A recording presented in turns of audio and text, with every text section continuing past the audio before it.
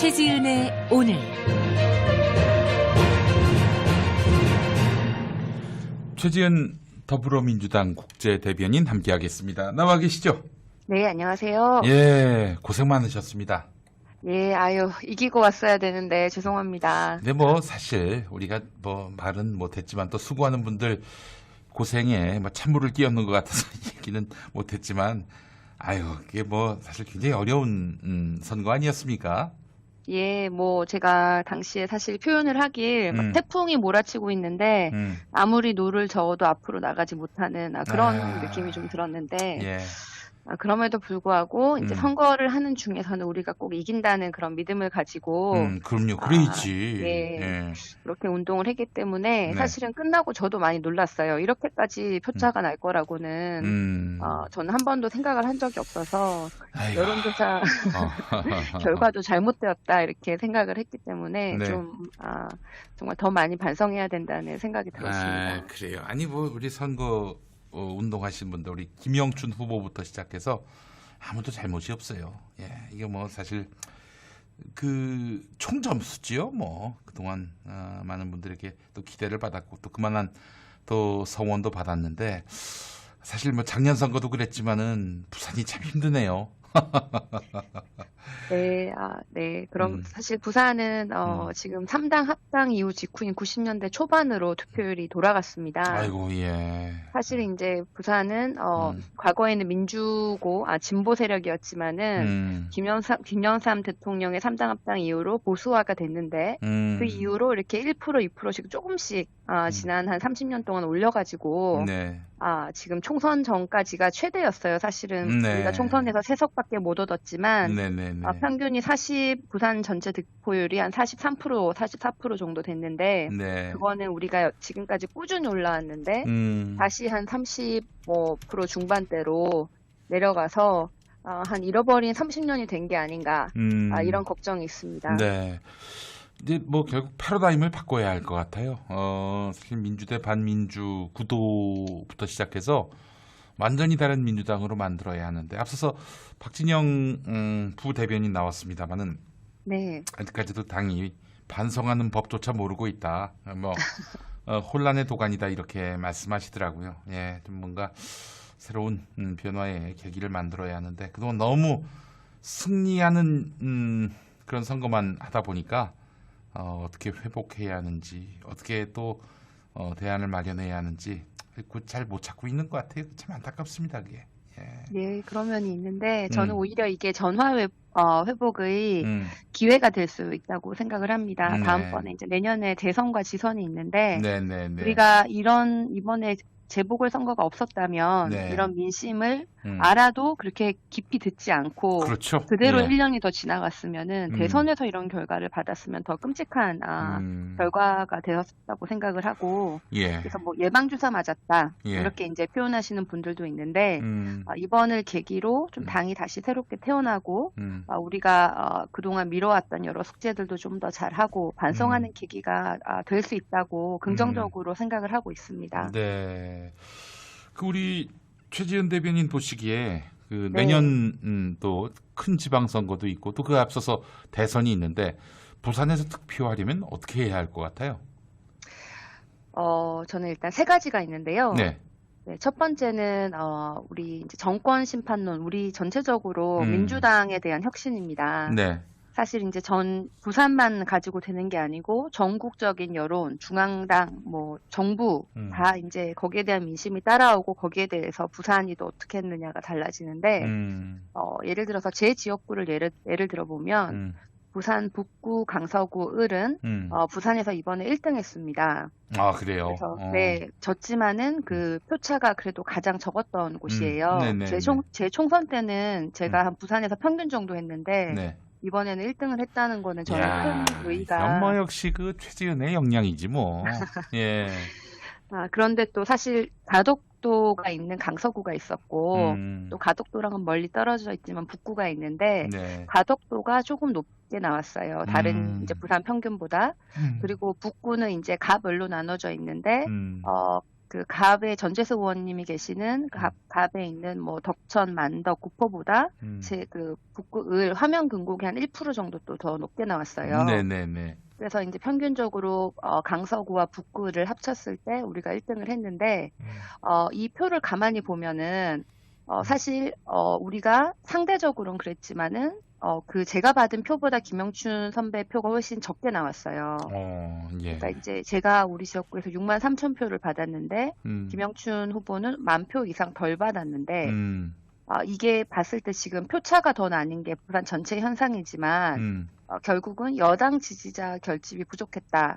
저는 이렇게 보이거든요. 여당 지지표 결집이 부족했다. 네. 예. 그러니까 중도는 어차피 투표를 덜 했습니다. 이게 음. 재보궐선거였고 이번 선거에 좀 무관심한 층이 많았어요. 네. 그런데 중도뿐만 아니라 보수도 조금 덜 나왔고 사실 박형준 후보도 제 상대였던 김도읍 후보보다 표를 덜 받았어요. 예, 보수도 덜 나왔는데 진보가 덜 나온 사람이 더 많았던 거죠.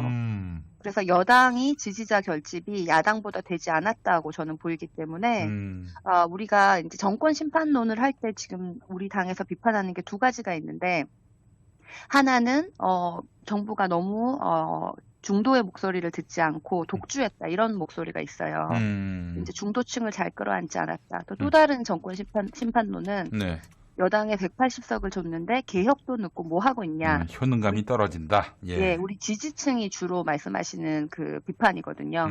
근데 우리가 지금 봤을 때 이번 선거는 지지자 결핍이 부족했던 선거고 우리가 새겨들어야 되는 부분은 개혁을 더 빨리 했어야 되고 더 속도감 있게 했어야 된다. 그 진보의 목소리가 굉장히 우리가 중요하게 들어야 되는 부분이고 이 다음에 이제 중도의 목소리도 같이 들어야 되는 건데 우리가 지금 선거 졌다고 진보의 목소리를 듣지 않고 중도만 듣는 것은 잘못된 것이다 이런 생각이 듭니다.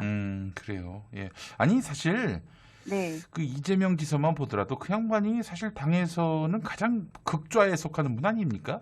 네, 그렇습니다. 그럼에도 불구하고 이렇게 뭐 중도층도 설득이 되고 또 경기도 도정과 관련한 평가가 굉장히 이 뭐랄까요? 그 긍정적인 것은 정치적 효능감이지 이념은 아닌 것 같아요, 느낌에.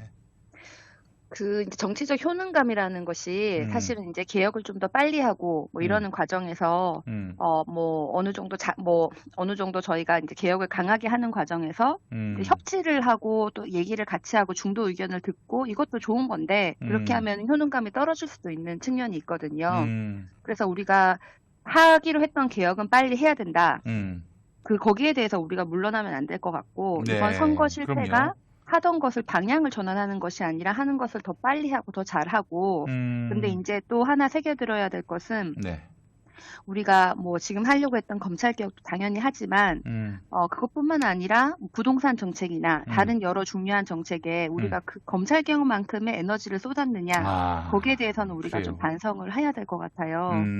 뭐 저도 이제 당 안에 있는 사람으로서 이런 말을 하는 것이 좀 송구스럽기는 하지만은 우리 당의 부동산 정책 전문가가 과연 몇 명이나 있는가 이렇게 돌아보면 사실 좀 부끄러운 일인 것 같고 네. 우리 뭐 검찰이라든지 법조인 출신들은 많으세요. 이번 21대 국회에 많으신데 네. 경제 전문가라든지 부동산 전문가라든지 우리 예. 당에 과연 몇 분이나 계신가 이런 의문은 사실 드는 면이 있습니다. 경제 전문가면은 사실 최지은이죠. 근데 예. 그 최지은 같은 분들이 예. 너무 적어서 그게 문제긴 한데 그러면 제가 뭐 말씀하시는 중에 끼어들어 죄송한데 네. 부동산 정책은 어떻게 짜야 합니까? 그러면은 앞으로. 저는 부동산 정책 같은 경우에는 사실은 우리가 처음에는 수요 측면에서 이제 여러 가지 정책을 했죠. 뭐 네. 세금이라든지 뭐 대출 규제라든지 그다음에 이제 2월 4일 이후로 공급에 더 늘려야 된다 그러고 공급 얘기를 하고 있는데 네. 저는 공급을 늘려야 된다는 그 방향은 우리가 수정한 방향이지만은 계속 몰고 나가야지 더 이상 왔다 갔다 하면 안 된다고 생각을 합니다. 그런데 수요 측면에서도 동시에 관리를 해줘야 되고 네. 지금은 유동성이 굉장히 많은 아주 특이한 상황입니다. 예. 일반적인 상황이면 그냥 시장에 내버려두고 시장에서 마음대로 이제 되는 게 가장 자연스럽다고 할 수 있지만 지금은 이자율이 특히 낮고 또 학대 제정을 하고 있는 상황에서 네. 부동산 가격이 우리나라뿐만 아니라 미국, 유럽 어느 나라는 다 굉장히 올라가 있는 상황이거든요. 네, 네, 그래서 네. 이제 수요 관리도 해줄 수밖에 없는 아주 특이한 상황이긴 한데 음, 그럼에도 불구하고 저는 이 거시적인 측면에서는 음, 지금 미국에서도 인플레이션 우려가 조금 있어요. 지금 돈이 너무 많이 풀려서 네. 물가가 오르면 어느 나라의 중앙은행이든지 그 금리를 올릴 수밖에 없습니다. 그래서 미국에서 금리가 올라가면 한국을 비롯한 여러 나라도 비슷한 상황을 겪게 될 것이고요. 또 금리가 상대적으로 이제 언제냐 그 시기가 문제지 금리는 오를 건데 그 금리가 오르면은 대출을 받은 그 비용이 또 부담이 되잖아요. 그래서 상대적으로 주식이라든지 그리고 집값이라든지 어느 정도 안정화되는 그 곡선은 앞으로 거시경제 측면에서 머지않아 올 것은 예상이 됩니다. 네. 알겠습니다. 자, 또. 네, 그게 이제 정권 시판론에 대해서는 일단은 우리가 개혁을 더 잘하자 이 말을 절대로 저희가 잊어서는 안 되는데 그래요. 이 개혁의 필요도 뭐 이렇게 뭐 문제였다라고 얘기하는 사람들이 있는데 그거는 네. 오랜 거짓말입니다. 예. 그리고 또 한 가지 제가 좀 여기 당에 와가지고 뭐 정치에 들어온 지 얼마 안 됐지만 제가 한 가지 느끼고 있는 거는 네네. 우리나라나 우리 당이나 우리 정부나 우리 청와대나 굉장히 연공 서열을 중요시하는 그런 분위기가 있습니다. 그래요. 맞아요. 청와대 같은 경우에도 마찬가지고 이제 관료들이 주로 구성원이 되다 보니 뭐 이제 이 자리에 갈 때는 지금까지 고생한 사람들이 있으니 뭐 고시 몇 기부터 뭐 몇 년생부터 이렇게 되는 경우가 있는데 이게 관료 사회에서는 네. 그 고시 출신이 이제 장처관이 되면 네. 그 위의 기수나 동년배들은 옷을 벗고 나가야 되는 게 옛날에는 있었다고 해요. 지금도 있고. 지금도 그래요. 그러니까 굉장히 조심할 수밖에 없는데 사실은 평생 이렇게 그 공무원으로서 누가 결정한 것을 실행하는 업무를 하다가 장처관이 갑자기 된다고 뭐 개혁을 할 수 있는 상황은 아니에요. 그럼요. 예. 그리고 이것도 뭐 다른 것보다는 물론 이제 거기서 가장 열심히 하신 분이 장차관으로 발탁이 되겠지만 나이 연령에 맞춰서 올해는 몇 년생 이런 식으로 되는 고시 몇 기 이렇게 되는 경우가 굉장히 많은데 우리 그 문재인 정부에서도 그런 모양이죠. 예, 관료 사회가 그렇고 청와대도 그렇습니다. 관료 사회에서 많은 분들이 오셨기 때문에 청와대도 좀 그렇게 돌아가는데 그러니까 사실 우리 당이 장기적으로 방향을 가지고 개혁을 해야 되는데 그 주체가 과연 당에 있나 아니면 지금 정부에 있나 청와대에 있나 보면은 그 당이 그만큼의 역할을 하지 않고 네. 사실은 당이 비전을 결정하고 방향을 정하고 정부에서는 실행을 해야 되는데 네. 당은 그 역할을 못하고 있고 정부는 그 관료 사회에서 하다 보니 개혁을 할 수가 없는 그런 구조가 되어 있고 그래서 네. 그 비전을 제시하고 개혁을 하는 그 중간이 좀 우리나라에는 야당 여당을 막론하고 지금까지 좀 비어있는 공간이지 않나 그런 생각이 듭니다. 그 선별 지급을 결정했다가 나중에 선거 앞두고 갑자기 전 시민 재난지원금 지급하자. 아니 그 똥볼이 어디 있습니까? 그런 똥볼이. 아니 그걸 애초부터 그냥 아예 지급을 하든가. 왜 선거 앞두고 그걸 공약으로 만들어요? 그러면 사람들이 믿겠냐 이거예요. 이미 네. 마음은 다 상해 있고 등 돌려 있는 상황인데. 등 돌아서 있는데. 이건 뭐 문재인 정부의 잘못이라든지 민주당이 2021년에 잘못한 것이 아니라 우리나라 정치에서 시스템적으로 그런 역할을 하는 곳이 좀 비어 있는 것 같아요. 네. 그래서 아주 훌륭한 리더가 나와서 뭐 미래를 읽고 뭐 이렇게 하지 않는 이상 시스템적으로 우리가 보완할 부분이 있어서 그 정부가 정당이 비전을 제시하고 그 비전을 좀 실행할 수 있는 팀이라든지 정당 내에 공약도 뭐 정당에서 개발을 한다든지 장기 정당의 비전 이런 게 있을 수 있는 공간이 없기 때문에 그런 게 필요하다고 저를 비롯해서 당 내부에 여러 명이 지금 얘기를 하고 있고 그런 걸 할 수 있는 곳을 당 내에 위원회로 상설로 만들 필요가 있다는 논의를 제가 많이 제안을 드리고 있고 또 몇 명의 의원님들도 동의를 하셔서 그걸 이번에 한번 만들어보는 계기가 되어야 될 것 같습니다. 그래요. 사실은 그런 리더십 또 그리고 통찰 그리고 비전 다 있는 줄 알아요. 우리 방송 들으시는 분들은. 근데 그게 없는 정치인들도 너무 많거든요. 또 정치인도 그렇고 정당도 마찬가지고 정당도 우리 마찬가지고. 당이 검찰 개혁에 대해서는 우리가 뚜렷한 방향이 있어요. 음, 뭐, 이 다음에 검찰 개혁을 해서, 그 다음에 언론 개혁을 해서, 그게 좀 느려지지만 그런 방향이 있는데, 우리가 민생에 대해서, 경제에 대해서, 부동산에 대해서 그만큼의 정책 역량이 있는지는 사실 의문입니다. 네. 그래서 거기에 대해서 우리가 부족한 부분이 있으면은, 사실 정당에는 가질 수 있는 인원이 한정이 돼 있는데, 그 인원을 늘리더라도, 거기에 대한 예산이 뭐 어느 정도 간다고 하더라도 그것은 우리나라 정치에 꼭 필요한 부분이 지금 비어 있다는 생각이 듭니다. 그래서 그거는 우리가 좀 이번에 개혁을 하면서 정당의 정책 역량을 강화하는 것까지 개혁을 해야 될 필요가 있을 것 같습니다. 네, 그래요. 아이고, 이렇게 선거에서 치니까 이 컨텐츠가 없는 정당임이 백일화에 다 드러나네요.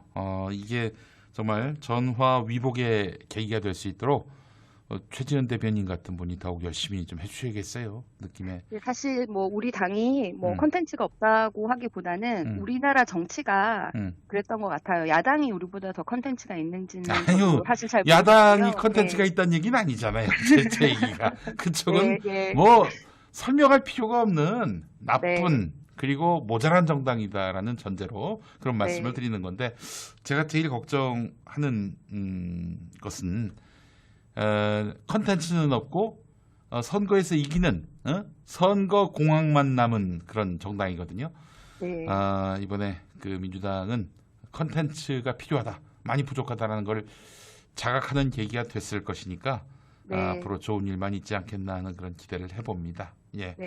그리고 뭐 청년 민심에 대해서도 말씀을 많이 하시는데 사실 이제 20대 남성들이 보수화됐다라고 얘기를 하시는데 그런 측면도 있어요. 그런데 이게 사실 우리나라뿐만 아니라 전 세계적 추세입니다. 독일도 최근에 비슷한 경향이 있었고 그래서 우리는 남성이 여성보다 좀 더 보수화됐다는 게 큰 차이지만은 20대의 경우에는 보수화되는 게 유럽도 비슷한 현상을 지금 겪고 있는데 가장 근본적인 것은 사실은 일자리 문제라고 저는 생각이 듭니다. 그래서 옛날에 IMF 이후부터 이제 우리나라 같은 경우에는 안정된 직장의 선호 현상이 더 컸는데요.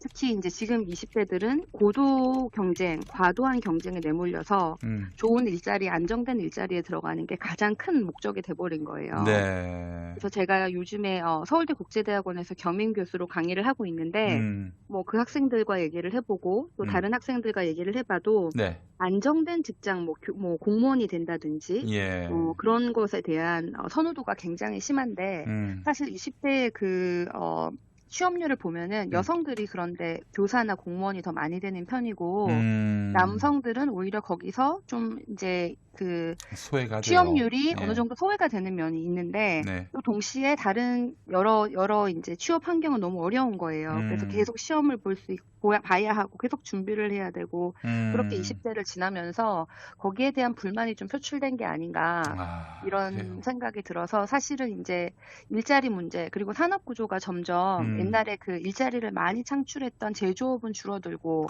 혁신 산업이 늘어나는데 우리나라의 그 혁신 산업은 외국만큼 빨리 늘어나지가 않는 면이 있어요. 그러니까 뭐 미국에서 좋은 대학을 나온 사람들은 지금 가장 원하는 직장이 스타트업을 창업하는 거고 스타트업에서 일하는 것인데 그쪽은 창업이에요? 창업이거나 아니면은 창업한 회사에 들어가가지고 처음에 들어가서 열심히 해서 돈을 많이 버는 게 제일 선호하는 커리어 코스 중에 하나인데 한국은 공무원이 된다든지 교사가 된다든지 대기업을 간다든지 그렇게 그 위험을 정부가 져주지 않는 거죠. 그 위험에 개인이 져야 되기 때문에 꿈을 꿀 기회조차도 가지지 못하는 거예요. 그리고 과도한 경쟁에서 시험 한 점수 더 받아가지고 취직을 해야 되는데 그게 너무 어렵고 다른 사람은 좀 편하게 간 것 같고 거기에 대한 불만 이런 게 있는 것 같아서 사실은 일자리 문제와 함께 그리고 우리나라의 그 실패에도 일어날 수 있는 환경 이런 것과 함께 청년 민심을 같이 봐야 될 것 같고 제가 이번 선거에 우리 부산 제 지역구에서 한 것은 청년 버스킹이라는 것을 한번 시작해봤습니다. 그래서 20, 30대 청년들이 그냥 하고 싶은 얘기들을 같이 그냥 앉아서 해라 편안하게. 그래서 공원에서 이렇게 마이크를 잡고 어. 돌아가면서 뭐 이번 선거를 봤을 때 느낀 점, 왜 뭐 민주당 김영춘 후보가 됐으면 좋겠는지 본인의 생각, 그리고 앞으로 우리 청년들이 정치 활동을 어떻게 했으면 좋겠는지 그런 생각들을 그냥 자연스럽게 네네네. 얘기하는 토크 콘서트 같은 것을 가졌는데 예. 그 청년들이 기획하고 청년들이 뭐 같이 했는데 굉장히 반응이 좋았고 이걸 저는 앞으로 좀 계속 활성화해서 우리 네. 부산부터 시작해서 대선 전에 좀 전국적으로 확산하면은 우리 음. 청년들이 직접 참여해서 본인들이 네. 하고 싶은 얘기를 정치에 반영할 수 있는 계기가 되지 않을까 예. 이런 생각도 들고요. 예. 또 결국 또 돌이켜 보면 우리 부산의 강서구가 네. 그래도 다른 부산보다는 예. 조금은 이제 그 김영춘 후보의 득표율이 조금은 높았다는 것을 보면서 가덕 신공항은 정말 부산 시민들이 좋아하는 네. 것이었다. 예. 가덕 신공항이 계속 돼야 된다라는 예. 생각이 들고 예. 또 가덕 신공항 이후에 부산 경제를 어떻게 살릴 건지에 대한 그런 정책 토론에도 우리가 좀 계속 네. 이어나갈 필요가 있다는 생각이 들었습니다. 예. 아유, 그래요. 오늘 말씀 속에 많이 촉촉함을 느낍니다. 예. 그래요. 정말 촉촉한 선거 회고였습니다. 이런 회고가 내년 부산 선거 승리에 밑거름이 되기를 바라는 마음 가져보면서 그동안 너무 고생 많으셨고 앞으로도 또 더한 수고를 기대하겠습니다. 자, 최재은 대변인 말씀 잘 들었습니다. 네, 고맙습니다.